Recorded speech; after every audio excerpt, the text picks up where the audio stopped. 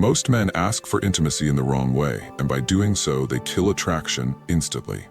In this video, you're going to discover the Stoic psychological shift that makes a woman drawn to your presence, rather than your need.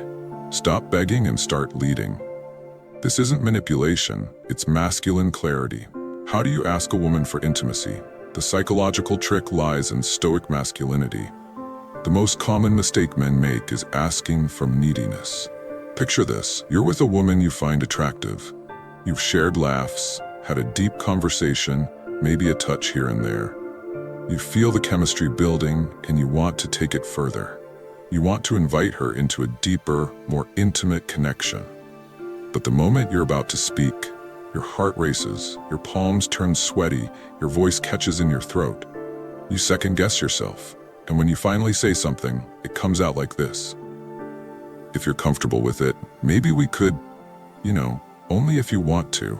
I don't want you to think I'm pressuring you or anything, but I like you a lot. Sound familiar? This right here is the most common mistake men make when asking for intimacy. They ask from a place of neediness, not from grounded desire, not from self-respect, not from a calm masculine presence, but from a quiet, anxious place inside whispering, "Please accept me. Please say yes. Please don't reject me." And here's the truth. When you ask from that place, no matter how polite or respectful your words seem, a woman feels it. She doesn't pick it up through your words, but through your energy. She might not explain it logically, but she senses the imbalance, the lack of inner authority, the self-doubt behind your desire. And that, more than anything else, kills attraction. Why does this happen? Because most men were conditioned from childhood to seek permission. As boys, we were taught that in order to deserve love, affection, or attention, we had to be good, polite, safe, never express too much desire, never make anyone uncomfortable. So what happens when that boy becomes a man? He still carries that emotional programming. And when he stands before a woman he desires, that conditioning activates. He doesn't lead, he doesn't express himself fully. He asks, hoping to be chosen instead of offering as an equal. He becomes the emotional equivalent of a beggar. And here's the harsh reality. No one is attracted to a beggar. Because begging, no matter how subtle, communicates only one thing. I need you to say yes so I can feel like a man. That's exactly what turns women off. It's not your desire that repels them, but the weight of your expectation. So what does a Stoic man do differently? He doesn't beg, doesn't plead, and he never seeks validation. The Stoic man is rooted in himself. He knows that intimacy isn't something he extracts from a woman. It's something shared if the desire is mutual. He doesn't frame the moment as if he's asking for a favor. He frames it as an invitation, calm, honest, and pressure-free. And he's completely at peace whether she says yes or no. Why? Because his worth doesn't hinge on her answer. He doesn't need her permission to feel valuable. He's already chosen himself, and that's what makes him magnetic. Women feel this difference instantly, the mindset shift. So let this sink in. Never ask like a beggar for what you can offer like a king. That's not arrogance, it's self-respect. The moment you stop chasing validation and begin expressing yourself from a place of truth and calm strength, everything transforms. Your voice changes, your body language shifts, you stop hesitating, you stop negotiating with your worth. And women, especially emotionally intelligent women, notice it immediately. They may not always say yes, but they'll always remember how you made them feel. Safe, clear, grounded, and completely free from emotional pressure. Here's a Stoic reminder. The Stoic does not cling to outcomes. He does not fear rejection because he knows rejection does not define him. He doesn't attach his worth to someone else's response. He simply speaks what is true. He honors his desire. He speaks with intention. And if she joins him in that moment, that's beautiful. If not, nothing is lost because he never compromised his integrity just to be accepted. So how does a man ask a woman for intimacy?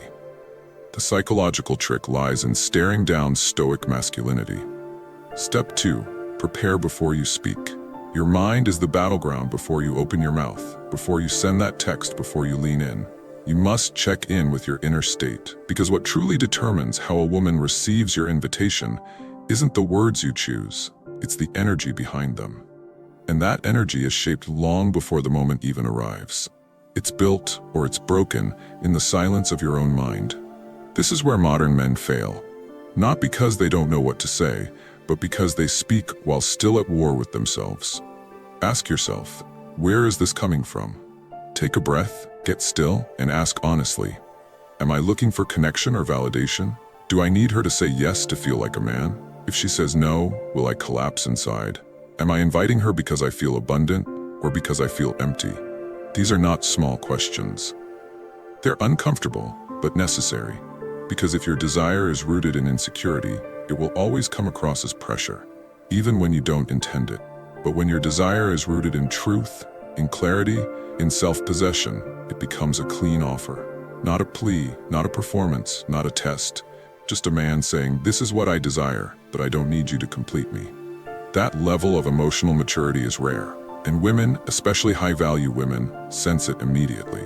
Here's the Stoic principle. Control what you can, accept what you cannot.